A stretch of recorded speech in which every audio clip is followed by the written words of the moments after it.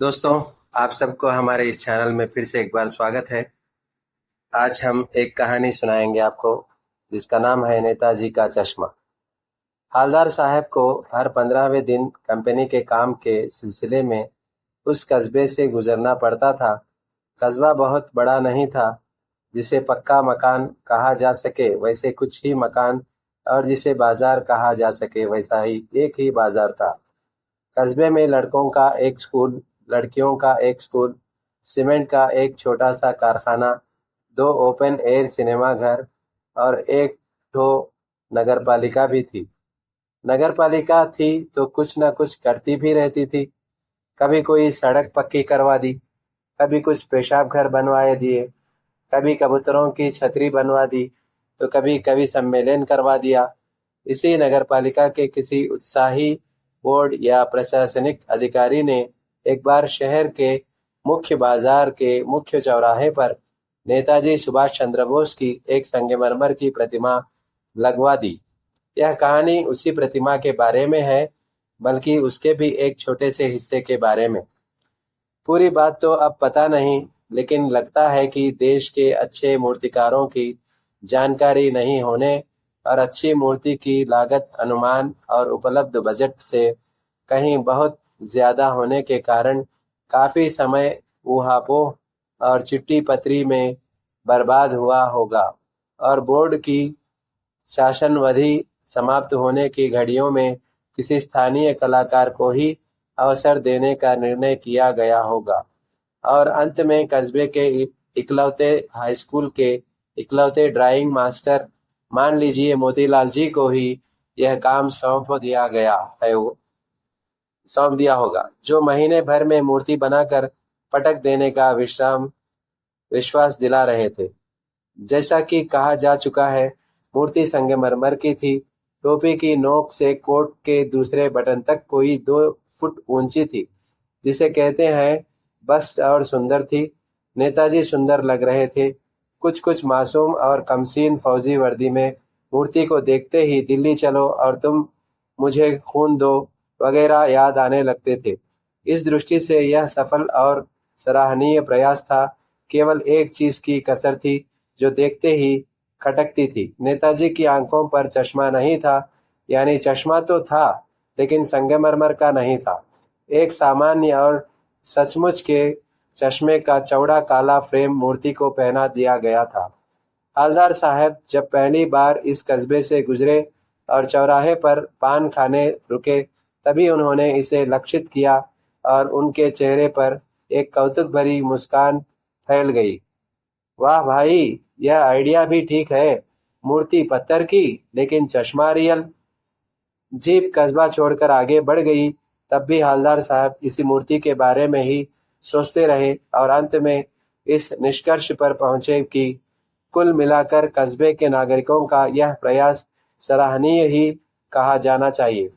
महत्व मूर्ति के रंग रूप या कद का नहीं है, उस भावना का है, वरना तो देशभक्ति भी आजकल मजाक की चीज होती जा रही है। दूसरी बार जब हवलदार साहब उधर से गुजरे तो उन्हें मूर्ति में कुछ अंतर दिखाई दिया। ध्यान से देखा तो पाया कि चश्मा दूसरा है। पहले मोटे फ्रेम चौकर चश्मा था, अब तार के फ्रेम वाला गोल चश्मा था है। हवलदार साहब का कौतुक और बढ़ गया। वाह भाई, क्या आइडिया है। मूर्ति कपड़े नहीं बदल सकती, लेकिन चश्मा तो बदल ही सकती है। तीसरी बार फिर नया चश्मा था। हवलदार साहब को आदत पड़ गई हर बार कस्बे से गुजरते समय चौराहे पर रुकना, पान खाना और मूर्ति को ध्यान से देखना। एक बार जब कौतूहल दुर्दमनीय हो उठा तो पान वाले से ही पूछ लिया, क्यों भाई, क्या बात है? यह तुम्हारे नेताजी का चश्मा हर बार बदल कैसे जाता है? पान वाले के खुद के मुंह में पान ठुसा हुआ था। वह एक काला, मोटा और खुशमिजाज आदमी था। हवलदार साहब का प्रश्न सुनकर वह आंखों ही आंखों में हंसा। उसकी तोंद थिरकी।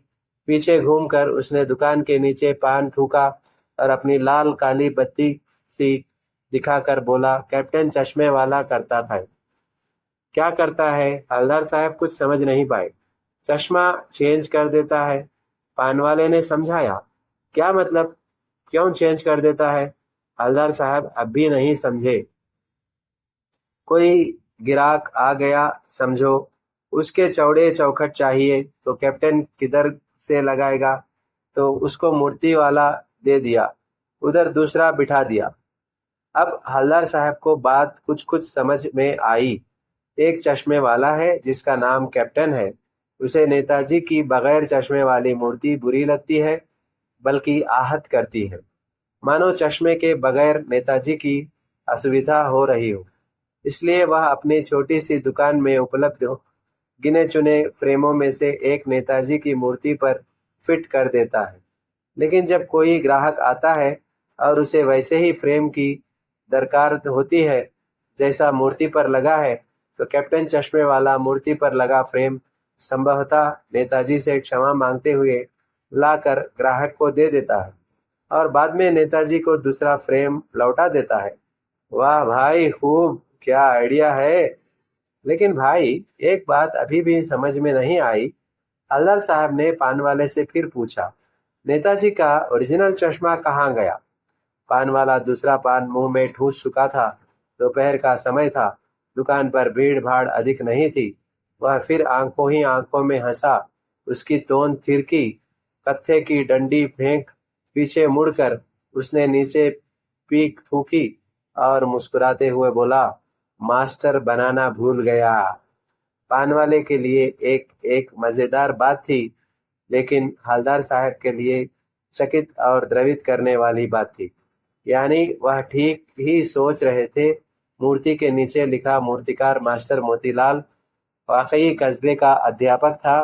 बेचारे ने महीने भर में मूर्ति बनाकर पटक देने का वादा कर दिया होगा, बना भी लिया होगा, लेकिन पत्थर में पारदर्शी चश्मा कैसे बनाया जाए, कांच वाला, यह तय नहीं कर पाया होगा, या कोशिश की होगी और असफल रहा होगा, या बनाते बनाते कुछ और बारीकी के चक्कर में चश्मा टूट गया होगा, या पत्थर का चश्मा अलग से बनाकर फिट किया होगा और वह निकल गया होगा।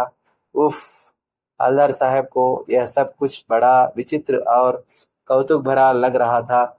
इन्हीं ख्यालों में खोए खोए पान के पैसे चुकाकर चश्मे वाले की देशभक्ति के समक्ष नतमस्तक होते हुए वह जीप की तरफ चले।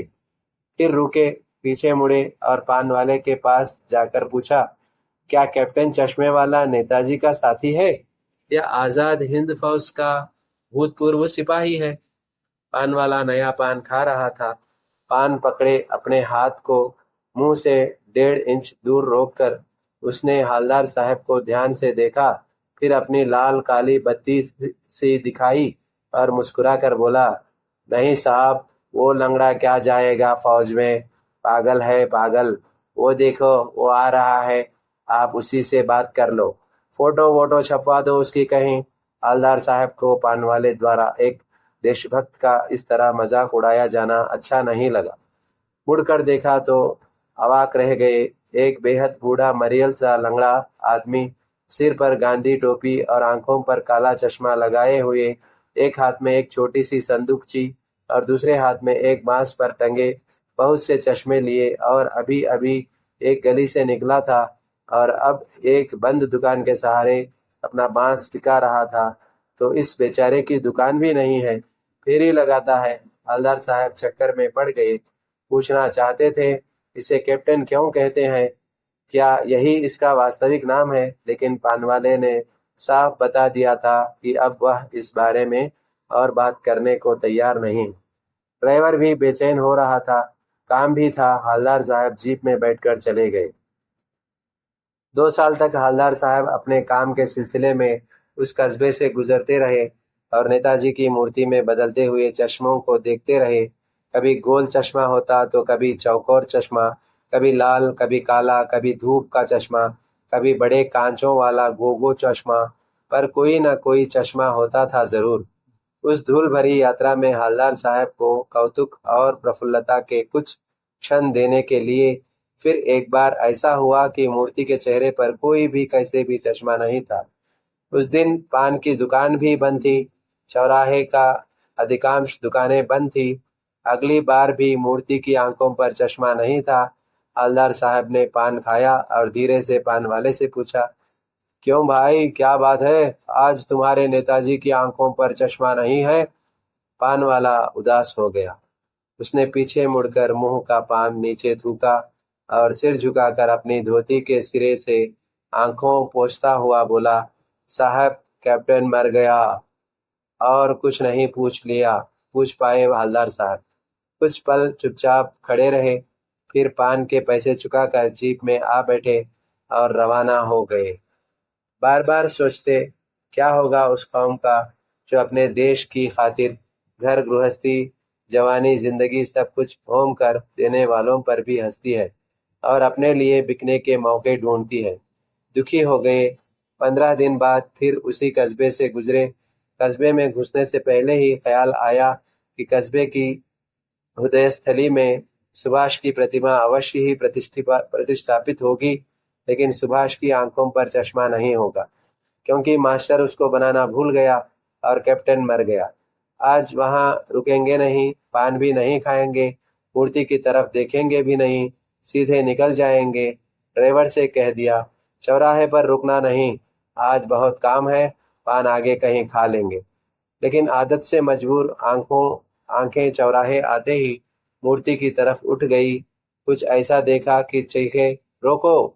जीप स्पीड में थी। ड्राइवर ने जोर से ब्रेक मारी। रास्ता चलते लोग देखने लगे।